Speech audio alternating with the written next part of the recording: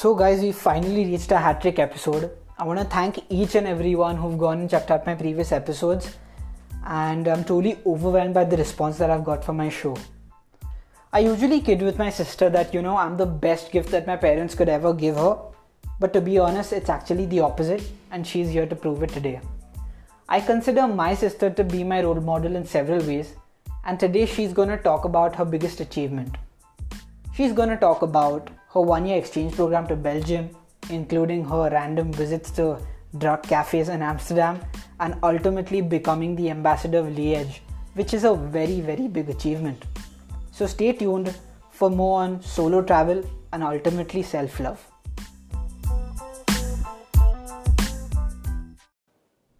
Hey Lamiya, so welcome to the show. Thank you so much for having me. That's so weird. You never want me to be part of anything that you do. Yeah, so I feel like obliged that you've actually invited me to be part of this podcast. We content creators try to find content everywhere. Oh wow, so now you're a content creator. That's cool. Yeah. So already in your introduction, I told my listeners that you're going to be talking about something you call your life in a year rather than a year in your life. And it's basically the Rotary Youth Exchange that you did to Belgium. So to start with, let's tell them about the decision behind going for the exchange and the entire process behind it. Okay, so basically I think I went on exchange in 2013 for a year. So 2013-14, I was 18 years old at that point of time when I went, and I think any Indian child at 18 years really doesn't know anything. And when I mean it, like, I don't mean to put people in boxes or just stereotype, but that's true. I think we've all grown up in like this, where everything is taken care of. Somebody's like doing the dishes, somebody's doing the laundry, whatever. So even though I was very independent growing up and I've done my own, you also know that, like, we've been brought up in a manner where you got to do your own things and take your own decisions and stuff like that. I still felt like I hadn't really done anything which I had done for myself, or had taken that decision that I'm going to do this. So that was basically why I decided to go, and that's how I decided that, okay, you know what, I'm going to do this, I'm going to take this risk, and I'm just going to go, and then we'll see what happens. So like you took up a challenge for yourself, in the easiest way to put it. Yeah, and I think for someone like me as an individual, of course you know me very well, but whoever's listening and they don't know me, I'm a very big fattu. And when I mean fattu, I don't mean that I'm scared to like take risks, but I'm just an overthinker in general. I calculate things and I'll have like plan A, B, and then C, D, E, F, G also. So for someone like me to do something like this, where you just take the year off, you go live with 3 host families in a country you never even probably heard of before, was a very, very big step for me, and that's exactly why I wanted to do it. So then can you sort of rightly say that the exchange made you a more spontaneous person? Oh no doubt, undoubtedly. I feel I don't know if people have noticed this, but I have changed as an individual after going on exchange. I could never even go up to a stranger and ask for something, and now I feel like I'm traveling on my own to different countries and I'm doing my own stuff. I work in an industry which requires me to be spontaneous and just pick up the phone and do that sort of stuff. So I think it's really changed me as an individual. That's amazing. Okay. So her mom always says that when you have the worst case scenario in your head, nothing usually can go wrong, because उससे ज़्यादा खराब क्या हो सकता है, right? Right. So this can be put into context in this situation when basically we talk about your visit to the airport when you were leaving from Belgium. And the biggest disaster that could happen, and you were at a crossroads, and you sort of, I think, must have freaked out. We did, so you surely must have. So tell people about that experience right at the beginning of your journey. I am going to actually trademark or copyright this freaking scene that happened, because this needs to be 100%. In a Bollywood movie. No, but it was so basically I go there all cool, hip, in my leather jacket, being like, oh, I'm going for my first trip. And I go there and she's like, sure, ma'am, wait. And I'm waiting, being very courteous. 5 minutes go, 10 minutes go. And she's like, ma'am, 2 more minutes. And then I was like, excuse me, it's been 20 minutes. What's going on? And she's like, oh, our flight is overbooked. So we're going to have to offload you, and you have to go, you're going to have to go via London to Brussels. And at that point of time, I didn't hear what she was saying. And I literally, I remember being like, 1 second, and I came running. And at that time, I don't know, now those payphones are not there anymore, but then there was that payphone, and I literally picked it up and I'm like, Mom, they're offloading me. And I was like crying and everybody was losing their mind and it was just nuts. And then cut to like an hour later, I have 30 minutes to get for my flight to leave. And I am in that, that airplane car which has that little thing for old, like for senior citizens. Yeah, that. And I'm there and everybody's like, move. And I'm like pushing people, getting my security check done. And I was literally the last person on flight. They were waiting for me. The minute I walked in, like I got dirty looks from people. But yeah, so that's how it started. And I don't even I feel like the fact that I sat on that plane was like relief that, oh, should I've done it? I didn't even think about like what am I like that's do? What I wanted to ask. Like, did you ever once also feel that I don't want to do it? No, not at all. Not at all. Okay, that's good. That's a positive attitude that you have.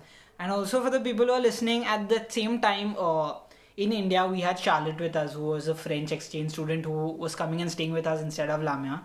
So even she was there and she felt so bad. She's like, how could you treat, a student, forget exchange student, how could you treat a student like that? And she was also traumatized. Yeah, exactly. Like, they're not making you feel comfortable about it. So she felt really bad about it.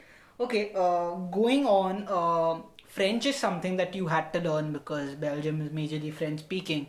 So you had to learn the language, you had to go there and converse there with people. So how was that?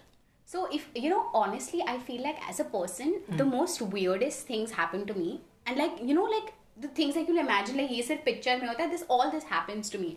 So like cutting back to when I was on the flight, I was on a flight which was a Brussels, New York flight. And I was there, I was ready. I was like, okay, you know what? I'm going to land at 8 o'clock in Brussels. And at that time, like I didn't think like, time difference or anything of that sort. So I remember like I must have crashed because I had a early morning flight. And it was like a 7.5-hour flight or 8-hour flight, I think, to go to Brussels.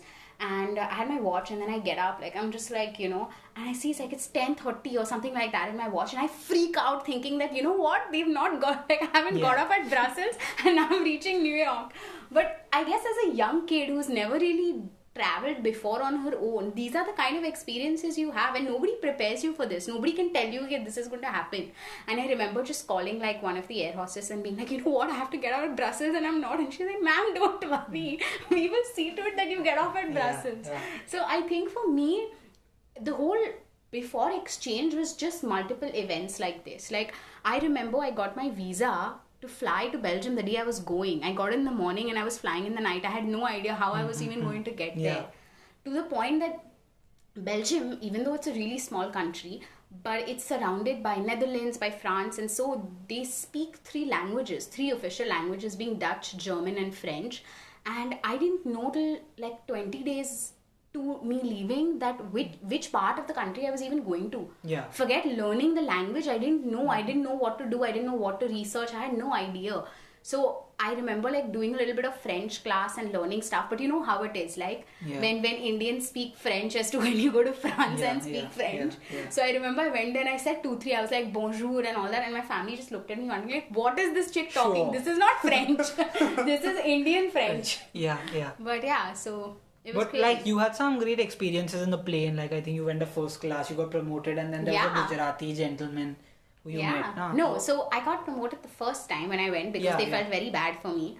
And on the way back, actually, I was a cool dude, right? Like 1 year there, I'm like killing it. I'm in my blazer with like badges, and I was sitting next to this gentleman who was a diamond merchant from Antwerp. And on my right also was a Gujarati uncle. So I was sitting in the middle seat for I don't know what reason. But they were really cool. So I didn't mind, And both of them, the minute we sat in the plane to the minute we got up, they were just drinking.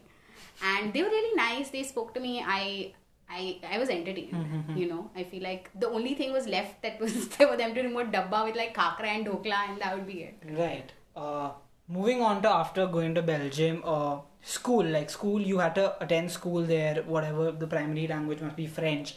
And you had to sort of bond with the students, get familiar with that. And how was that experience? Because I remember you telling me, there are several Indian stereotypes there also, and they don't know a lot about India. No shit, yeah. Like, I remember that when I came to school at that time, we had to like choose between social science, commerce, and I was like, what the hell? Like, I'm going to take commerce. And I sat in the first commerce class, and everything just went above my head because it was all in French. Yeah. And I had no idea about French. Like, I went there with knowing zero. It was like she's talking in some random language that I have no idea about. And then very promptly I went and moved to social services because social science, because that had extra hours for English. Okay. And it also allowed me to learn a little bit of Dutch and Spanish and all that. So I decided to switch. But it was difficult because I feel like as Indians, we're very well, not just educated in terms of studies, but also very well aware. We travel a lot, we read a lot, we have these different influences in our life, which is not necessarily there for every single country, So I remember them asking me the randomest questions, are you married? Do you go to school on an elephant or a camel? Is Dubai in India? What language do you speak? Do you speak Hindu? And the most randomest shit, And it was really it was entertaining and also a big eye opener, because that's when I realized that I think apart from going on exchange, it's also my job as an Indian citizen to let people know that this is not what India is. Right. I remember when I started, not just with the Belgian people, even with Americans, there were a lot of exchange students from America over there, and when they heard me speak English, they were shocked. They were surprised. They were what? How do you have this? Okay, you have an accent. They thought I would be Raj Kutrwali from Big Bang Theory. Appu. Or Appu, yeah. But so they were wow. And I was hello, this is the language I speak in. This is my first sort of language I talk in. But yeah. Okay, that's good. Going on, you had several smaller experiences in this one big exchange, so smaller mini trips that you made. Amsterdam, then Spain. I think they two were the major ones. So there's Paris. Oh. I went to Germany. Okay. You had no idea. No, I didn't know about this that. Is the amount of knowledge my brother had. But I know that Amsterdam and Spain were the two major ones, especially Amsterdam. So share that experience, and I want that in detail because it's really interesting. So I kind of had. When did the movie Queen release? I'm not really sure when that released, but I guess I had my Queen moment before that. I think that was after that. Was it? Okay, yeah. So my Queen moment was before that. I was in Amsterdam with a couple of my friends close to New Year's, and so in Amsterdam you have a lot of these cafes that also sell, drugs and things like that. It's very chill. We were just sitting over there, 5-6 of us, and we were staying. So another friend who was on exchange, he was from Netherlands, so he had a house nearby. So we were staying at his place, in his apartment or whatever. And we're sitting over there, and we were just going to pay up and things like that. And I was hey, guys, I'm going to use the washroom. And there was, so they were okay, cool. And I left my bag and everything, because, phone, everything over there. And I go in and I come back after 5 minutes, and there's nobody. So I'm thinking, okay, where are they? And then I asked the waitress, I was hey, my friends were here, where are they? And she was oh, they've gone. And I was okay, where have they gone? She was I have no idea. And I was okay. And this was fairly in exchange, probably 6 months in, right? So I was not as scared as I would have been on the first day. But I'm looking around, I can't find. And there were a lot of police officers and all that, because this was the heart of Amsterdam, right? So I'm thinking, what do I do? Should I? And in this 5 minutes of multiple thoughts racing in my mind, I just heard somebody talk in Hindi. And I don't know what happened in me, my Indian came out, or I don't know what, and I just turned to her and I was I need your help. And there was this girl, and she was oh, what happened? And I said, are you Indian? And she's no, I'm Pakistani. So I was this has happened. She's okay, calm down, relax. Come up with me to my house. I live here. I'll keep my books, and then, and that is first sign of you being every Indian parent, ye to karna hi nahi chahiye. But I was no, come on. Yeah. So I'm going to a stranger's house, okay? I go up, and then she puts her books and all that, and she was telling me that she's a law student in university, and she's a part-time, what do you call it? In a very dignified way, a prostitute or a sex worker, yeah, that's the right word, to pay for her, education, as well as send some money back home. And that should have, that was okay. But I was so scared that none of these things were mattering. And then she's hey, would you like to eat something? And I'm no, I want to find my friends. And she's don't worry. And she gave me a bowl of dal chawal. That was the most Indian thing in Amsterdam. Exactly. And that is the second thing, right? They say don't eat from any stranger's hand or house or whatever. Absolutely. No. So I broke all the rules. And she was okay. And then I had a little bit, and we went down. We must have not even walked 2 or 3 minutes. And I saw one of my friends standing outside this ice cream parlor, and she said, hey, where have you been? And we were looking out for you. And I'm oh shit, what the hell? And they had my bag, they had my passport, they had my phone, they had everything, and I had nobody's number by heart. So I really couldn't even pick up the phone and talk to anybody. And they were oh, we came to have ice cream. And I said, I went to the bathroom. They said, no, we thought we heard something else. There was some misunderstanding there. So yeah, and she was an amazing person. I'm so glad I met her. It was truly incredible to actually have that. And yeah, so that was my cool experience in Amsterdam. But I have got lost multiple times. I have done the most craziest shit. I've got lost like multiple times. I think every 2 months I would get lost somewhere and I don't even know how. But yeah, it was really interesting because every time that happened, I felt like from the first time that I was in that sticky situation and like months after, every time I was in that situation, I was reacting in a different way because at that time, like you said, what is the worst case scenario? You'll figure this out. Yeah. You know. I think that's why a lot of people promote, self-travel, traveling alone. It builds your personality. You know how to deal with people, situations, stuff like that, And then you can be fine anywhere else because, again, what could go wrong? So that's amazing. Going on to one of the biggest achievements that year, not even in that year, I think in your life, was getting the title of Ambassador of Liège, which is very important for all the exchange students who are listening to this. So, what was the process behind that? What did you do to get that title?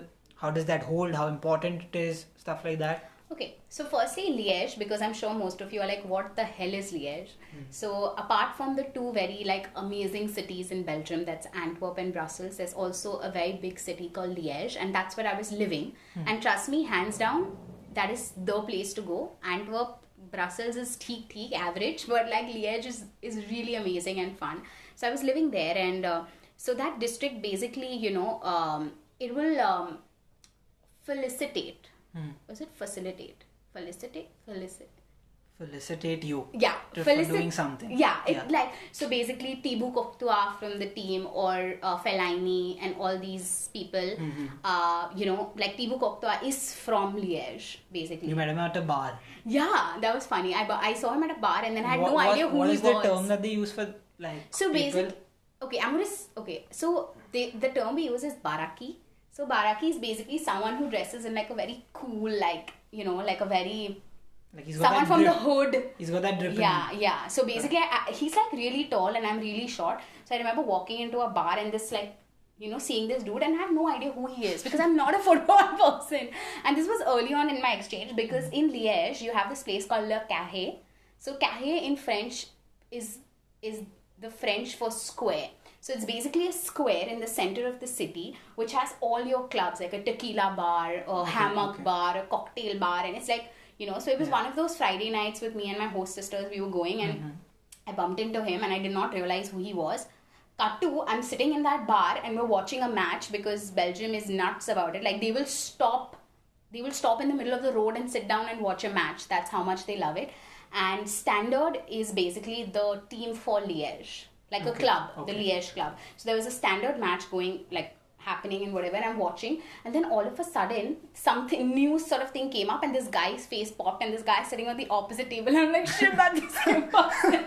But yeah, so that was funny. That was cool. Wow. But no, getting back to the Ambassador of the Liège thing, so basically, every year, even though Belgium is a very small country, we have over 260 exchange students from all over the world that come to Belgium every year, with majority students being from Australia, Canada, USA, and Brazil, and Mexico. So I was the only Indian that year. And this thing came up where basically you have to put up a presentation or a letter or a note or any sort of entry. You know how you write your entrance sort of thing or an application as to why you should become the ambassador, and that will be dependent on how much you know about the city and what you like about it. Okay. So my PowerPoint skills were always amazing because that's literally the only thing we ever got taught in school apart from the mugging stuff. तो उसमें पूरा creativity डाल दिया. And I remember sitting in my third family with my host mom and taking her through everything, and she was helping me correct stuff, and I sent it out just whatever, I was like चलो करते हैं, that sort of attitude, because Indians ना हमको हर जगह में घुसना है, so I was like, no, I'm going to try this also. And I remember getting a call back that you've been selected, and we were taken to the it's not the embassy but the parliament house there, and I think we were 8 to 10 students, and all of them were amazing. I knew I had 100. I was like, I'm not going to get selected. मतलब इधर से free खाना और चाय और वो सब पीने के लिए आए हैं. I'm not going to get the prize. And I remember there were 5 people that got selected out of those 8 or 9 people, and the third name was mine. And I was like, what? I froze for a second. But then, yeah, I think it was amazing. And we still they still send me emails and correspondence and things like that, because I am an ambassador for that city. So yes, if you're going on a holiday, go to Liège. Yeah, but like you didn't sort of explain the final part, with the girl, the presentation and that stuff. So that was different. That was basically, so every student that goes, right, okay, they have a host club and a sponsor club. So the host club is the club that's hosting you in Belgium, and the sponsor club is the club that's sending you from Bombay. So my sponsor club, we had to go for meetings, and there was just me and this other girl from Texas who was there, Megan.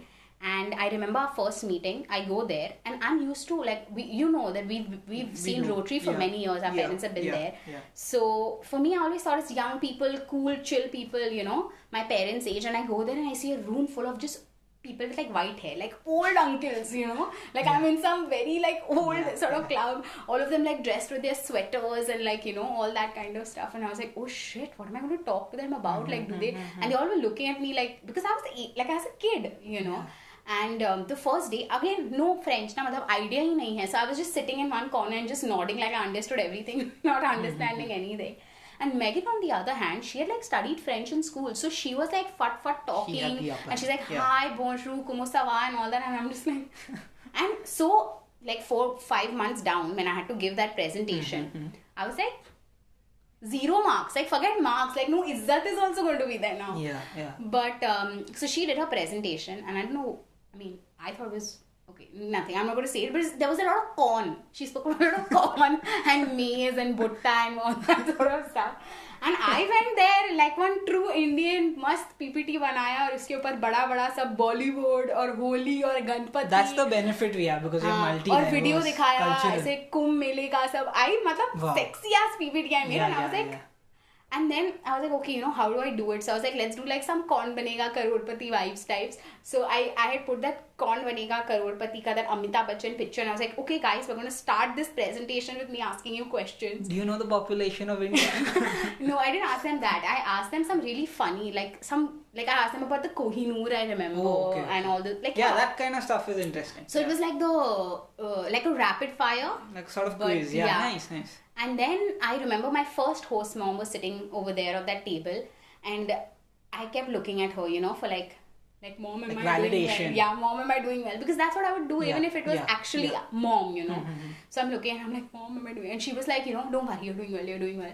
And after the presentation got over, people literally got up and clapped for me. I felt insane. And at that point of time, I felt that I realized that there's literally nothing that you can't do if you don't do it. Just do it and it'll happen. Yeah. Also, something we'll have to sort of step back now. I didn't ask you about something that's really important for any exchange student, is your host families. You changed 3, apart from which you also had pets in a few, dogs and cats, and I know how frightened you get of them. So just sort of give us the composition of your 3 families. Don't expand a lot, and you can name them also so people know. Okay, so I had 3 families, which is basically an ideal exchange program where you spend, since you're spending 12 months, you spend 4 months with every family. Right. And I obviously, because it is me, there has to be some masala. I had no idea who my families were. I just knew names. And firstly, the names are so difficult. So for example, my third, who was in my third family, it's my host mom, who was a dentist, Muriel. And I had a brother and a sister, Francois Philippe and Noemi. Okay, so now imagine this, pehle to bolne mein takleef, and then when I came to know that this is my family, I was calling him Francis Philip, and he was just chick, no, my name.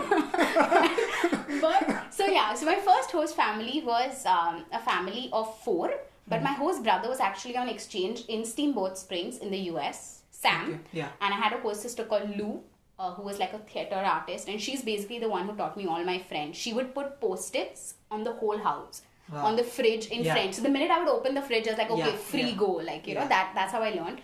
And my host mom was the principal of a creche is what we call it, like a primary school, Catherine. Yeah. And my host dad was working in an automobile factory, and his name was Vasson, which is actually written as Vincent, but no, that's not it. And 2 cats, Mozart and Titif. Very similar to how we have been brought up.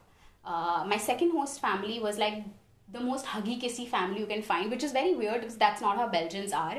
they are very, they love you a lot, but they don't show it in the way Indians show it. Like here, like, you know, if you don't eat, then like, why didn't you eat? You want more? Take one more paratha and all. Not like that. You don't want to eat, you don't want to eat. Okay. You know. Okay. My second family was my host dad, Jean-Loup, my host mom Pascal, and two sisters. One year older than me, one year younger.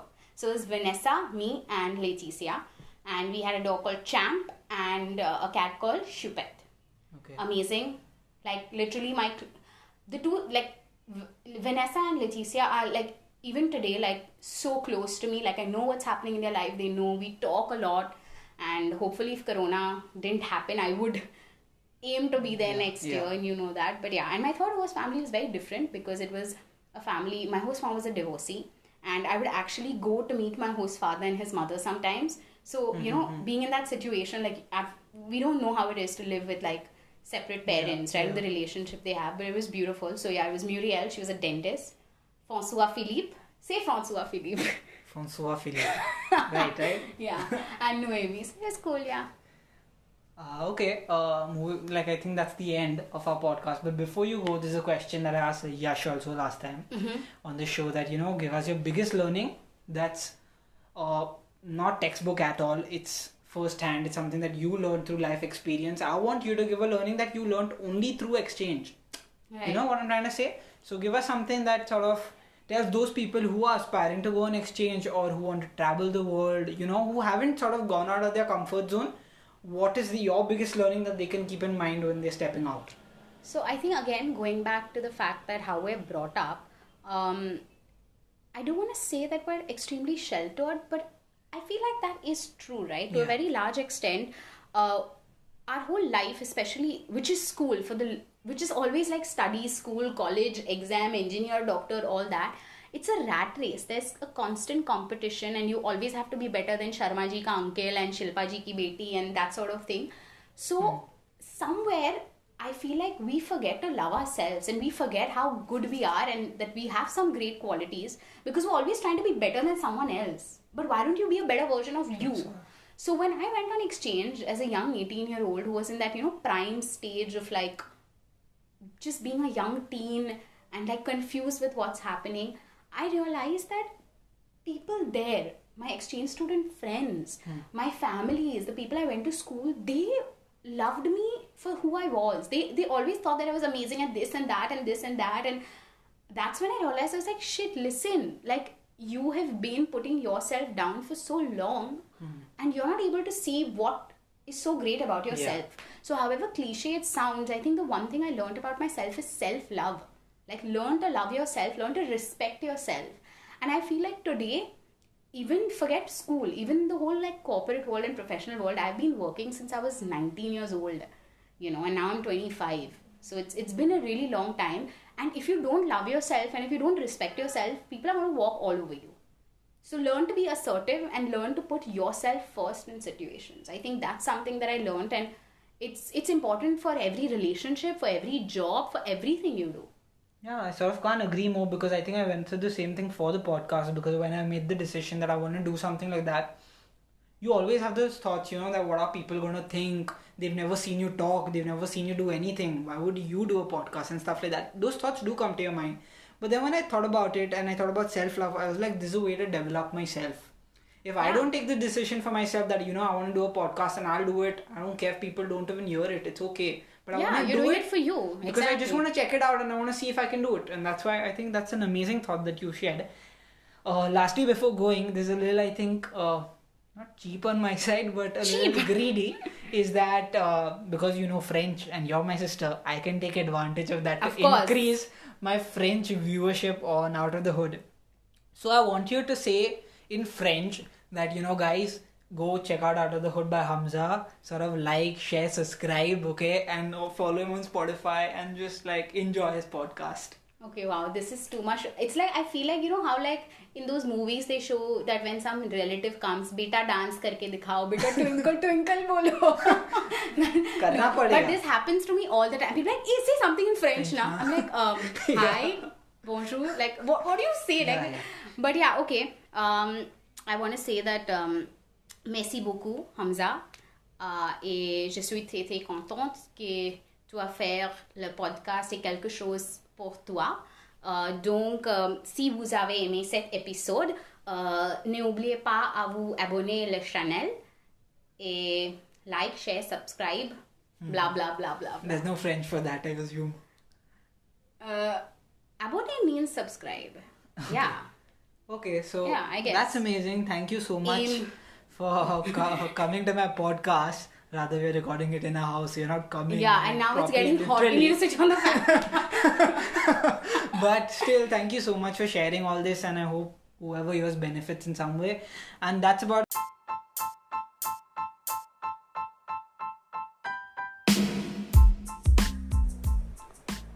So guys, that's my sister's take on solo travel and self-love. I'm going to mention her Instagram ID in this podcast description, and you can sort of connect with her on Instagram to know more about the exchange program. Also, you can connect with me on Instagram. I'm going to mention my ID below in the description, and you can give me updates on several other podcasts. You can give me feedback, share your ideas, and if you want a feature, I'm open to that as well. So yes, please hit me up, and I will see you all at the future podcasts.